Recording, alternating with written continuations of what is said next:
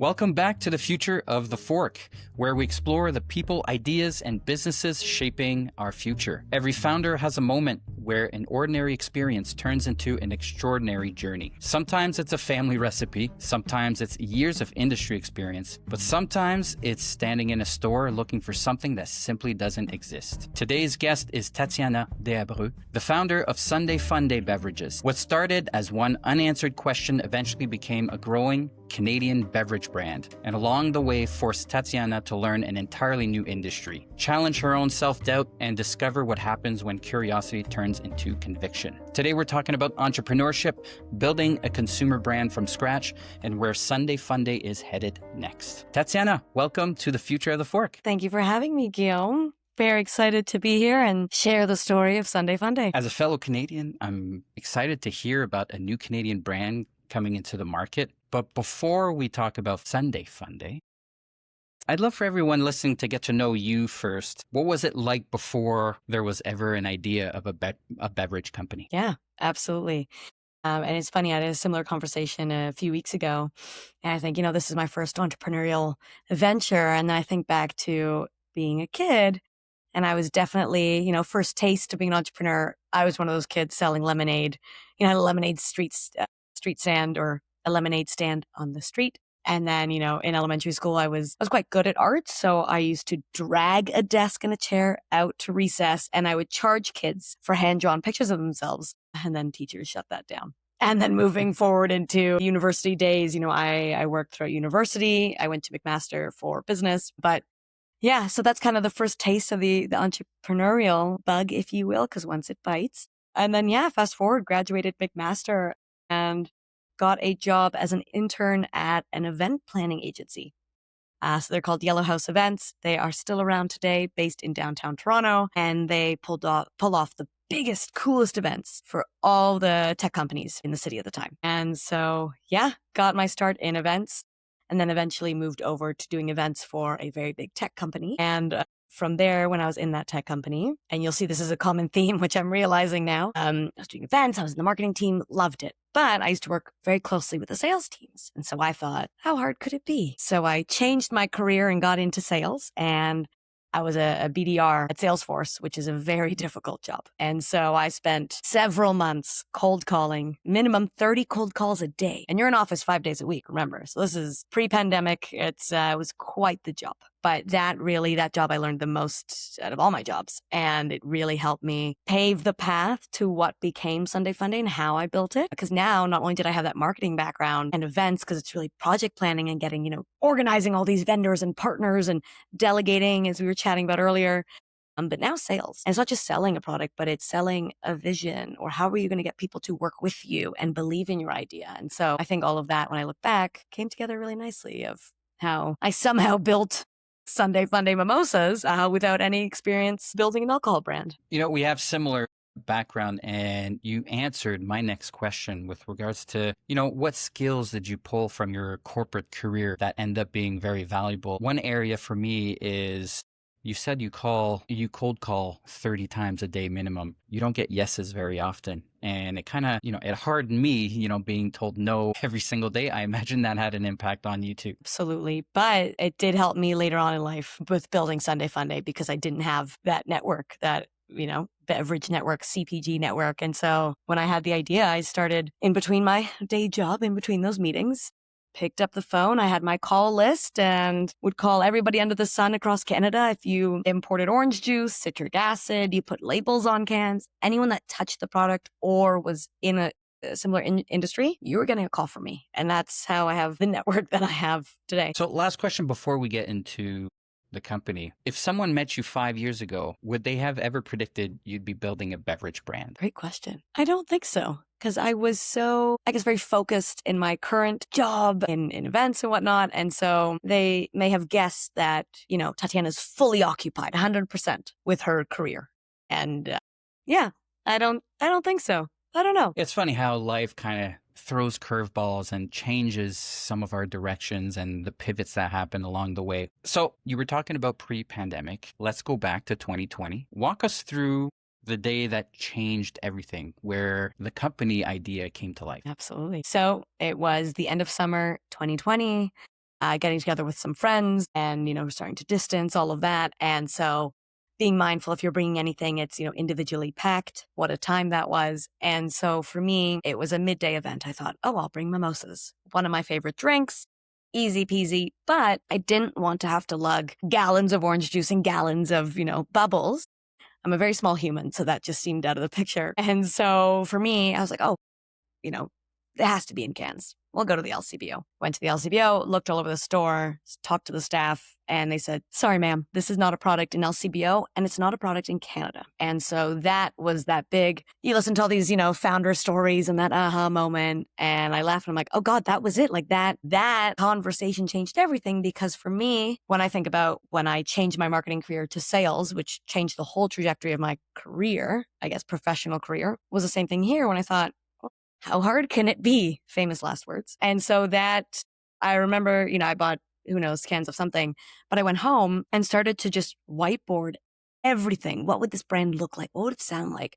Because for me, I am my own demographic. This is something I would buy, my mom, my aunt, my girlfriends, and so forth. So if I'm going to put money into this, my own money, it's not going to be another vodka soda. It's going to be something that tastes like something, but also it's going to be something that you want to drink a few of, in the sense that, it's under 100 calories. It's 1 gram of sugar. It's, low alcohol. So there's a lot of things that I realized I had a wish list for my perfect drink. So I thought, okay, let's try. How hard can it be? Famous last words. And here we are 6 years later. So that's the conversation that changed everything. Before my next question, I just want to know, what was your fallback? What did you end up bringing to that event? Since you couldn't get mimosa, did you actually get the ingredients, or did you just grab whatever box was available or interesting?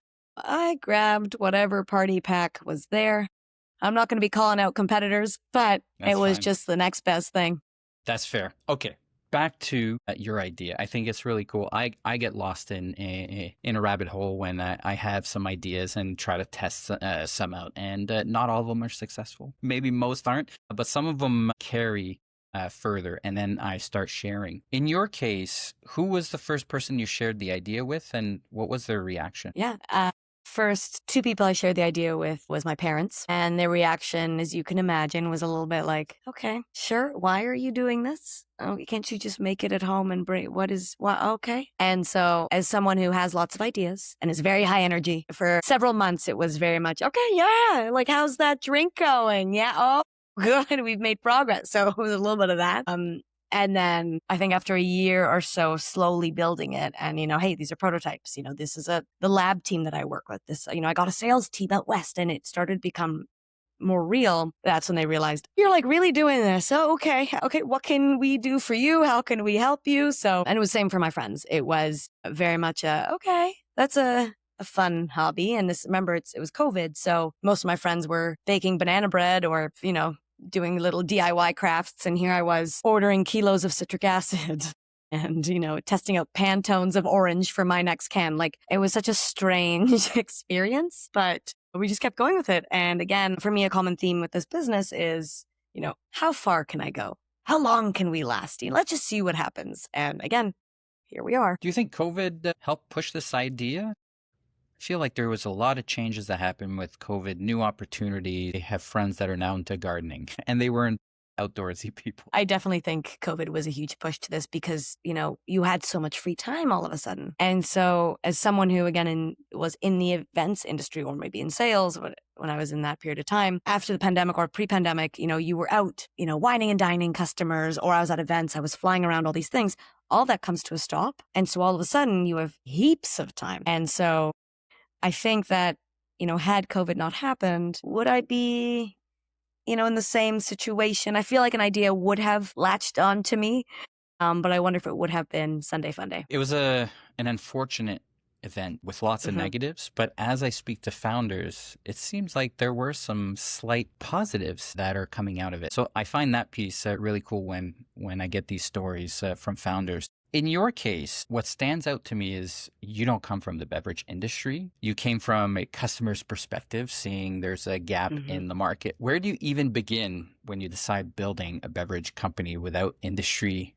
experience, especially because your parents or your environment wasn't looking to help you at the very beginning? You had to get going yourself. Great question. And it's funny nowadays, about maybe once every week or so, I get friends and friends of friends, booking time with me. If Tatiana, I want to make a gummy company, I want to do a beverage, I want to make, clothing, whatever it is. And the first piece I always tell people is, especially if you don't come from this world, pick up the phone, which I know a lot of people don't like doing, and start calling around, call and connect with people in the world you're looking to get into. And again, I think about building that network. So start calling people who produce, the orange juice, or again, the labels, like what does that ecosystem look like? Start connecting with all parts of that ecosystem so you can get a better understanding of that 360 of what your journey is going to look like. Because a lot of people, when I speak to them in their early days, is I have an idea and I'm going to make the idea and it's going to go viral and we're going to have hundreds of thousands of fans and it's going to sell out in like a month.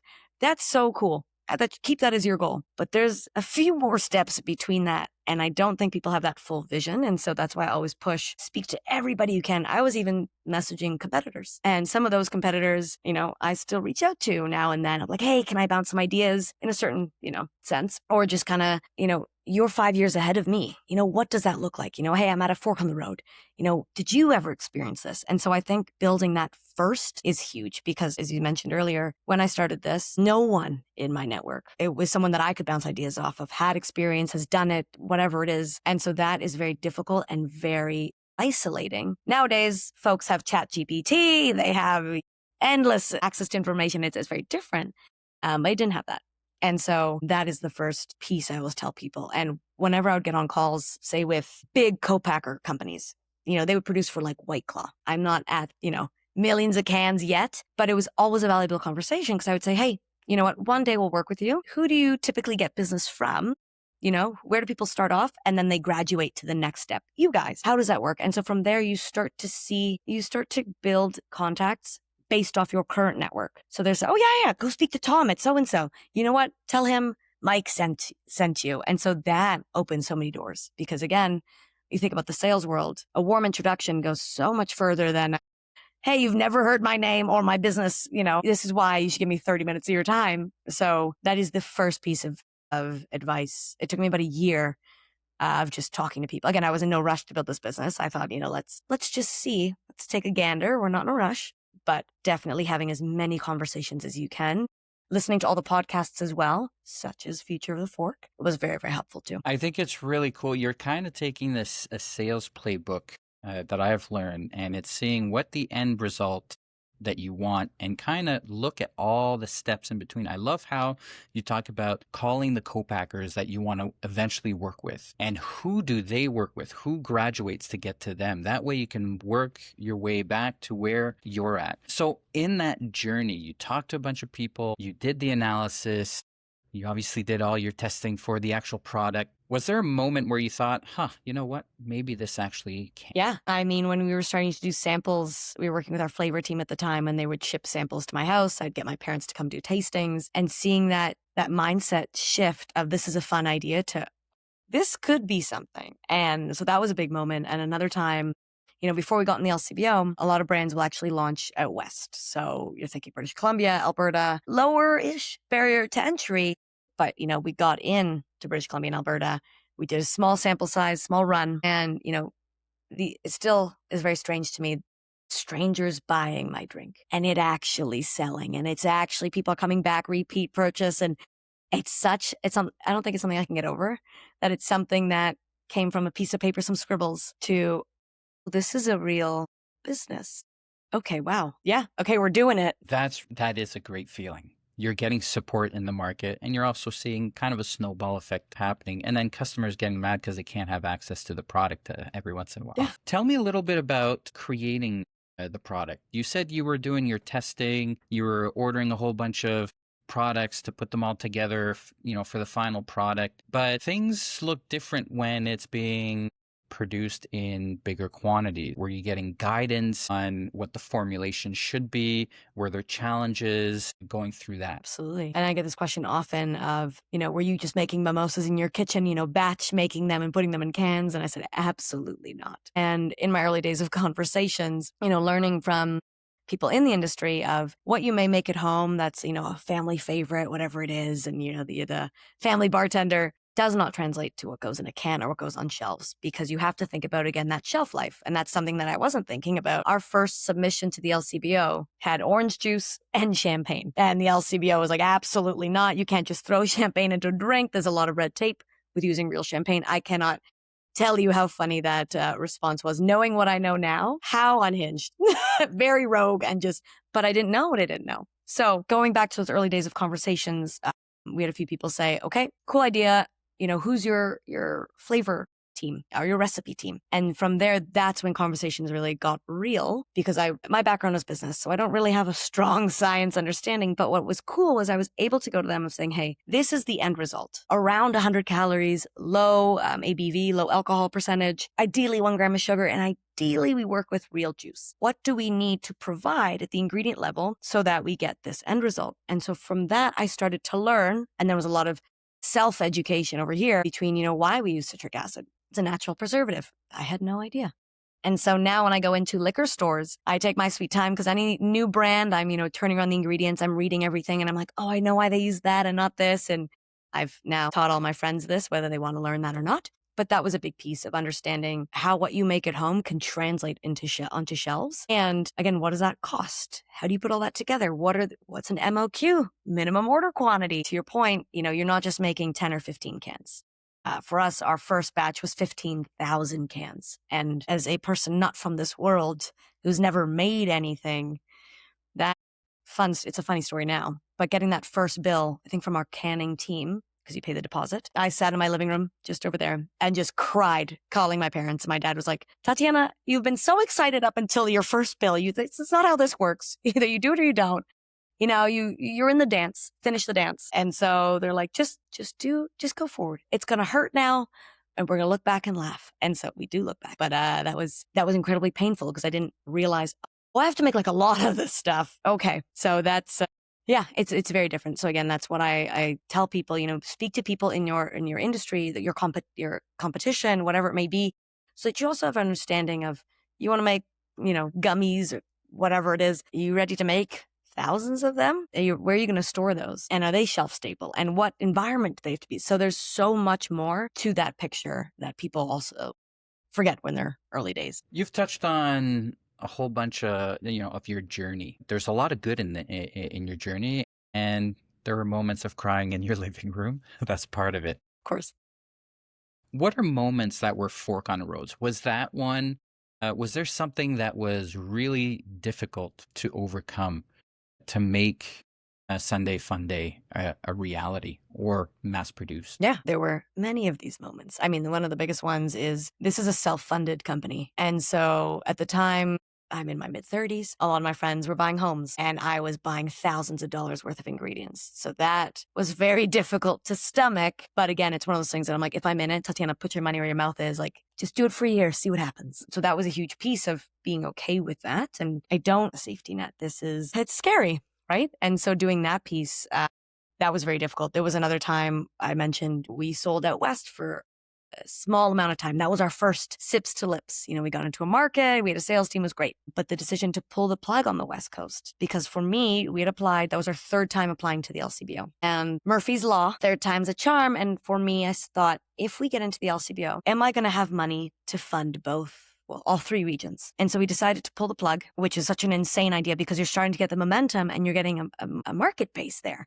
And I said, but I don't have money for both right now. So pulled the plug, we paused everything. We did some tweaks on our recipe, branding, great. And then I think it was 2 months later, the LCBO finally, 3 years later, said, you know what, you've made it to the next level. Let's try your stuff. Let's see. And then we made it all the way. So then August is typically when you're told, congratulations, you'll be on shelves the following spring. So that was such an insane moment to me, because it seemed insane, but there's so many of those decisions where people are like, oh, it must be cool to be your own CEO and the founder, but you have no one to look to of, is this a good idea, or am I being ridiculous? So it's just, I'm a lot better now at being confident in my decisions, but early days I was like, I have no idea what's going to come from this. So moments like that. There's moments where as someone in the corporate world, like again, event planning, everything I'm used to is like this.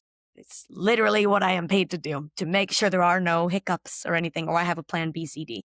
In this industry, it is the Wild West. And coming from corporate and seeing this, every day something happens. And you have to be okay with letting go of your plan, which took me years.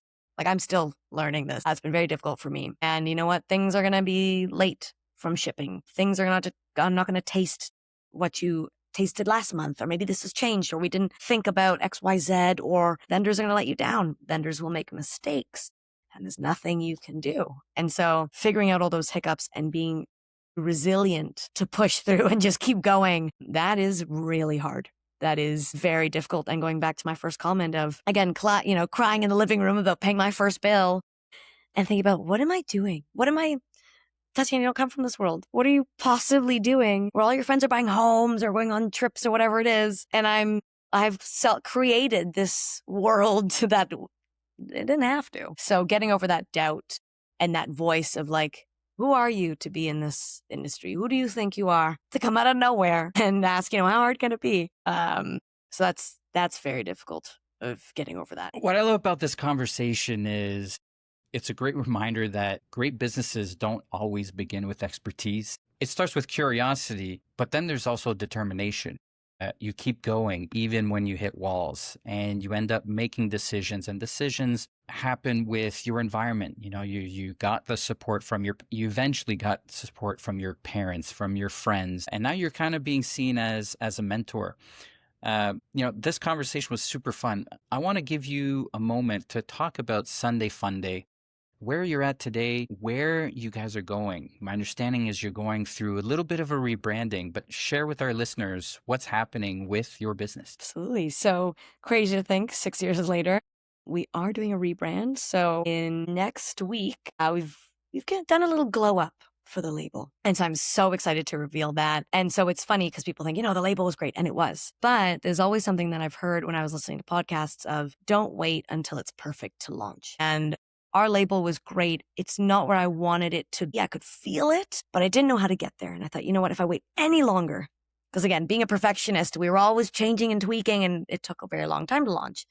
As we launched it, and over the years, we realized, okay, this is exactly what I'm looking to do. We'll elevate the label a little bit more, but it's not a big change. But I know you'll be excited. So that's happening now that we're finally in summer.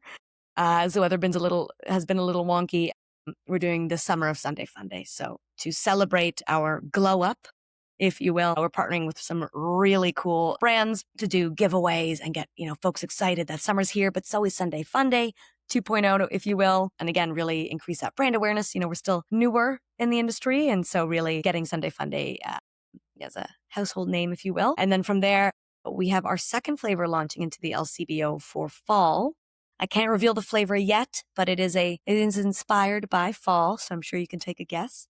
But again, like where we want the business to be is, it's one day at a time. When I started this, I was very much in a rush to get, into all the stores and get all the followers and that. No. It's, one day at a time, grow intentionally, grow slowly. And so, fast forward, I would love for us to be in every province in Canada. We're going to have 3, maybe 4 flavors, party packs for folks to be more familiar with Sunday Funday. We're starting to get to a point where my social team will share, hey, someone DM'd the Instagram account and, they tagged you in a picture with their family gathering. Like that to me is so mind blowing because it's not my friends tagging the business, which they always do, but to have strangers tagging and, Sunday Funday, like on a Sunday, like this is the best, or we've been looking for this canned mimosa is still so wild. So we want more of that, but slowly but surely. This has been a great conversation, Tatiana. Thanks so much for spending the time and sharing your journey and your wisdom, and looking forward to see you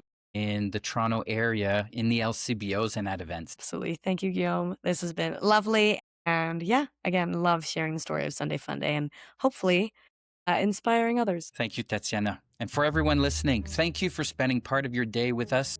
If you enjoyed today's conversation, please share it with someone who loves food, beverage, hospitality, and definitely entrepreneurship. I'm Guillaume Bouchard. Thanks for listening to The Future of the Fork, and we'll see you next time.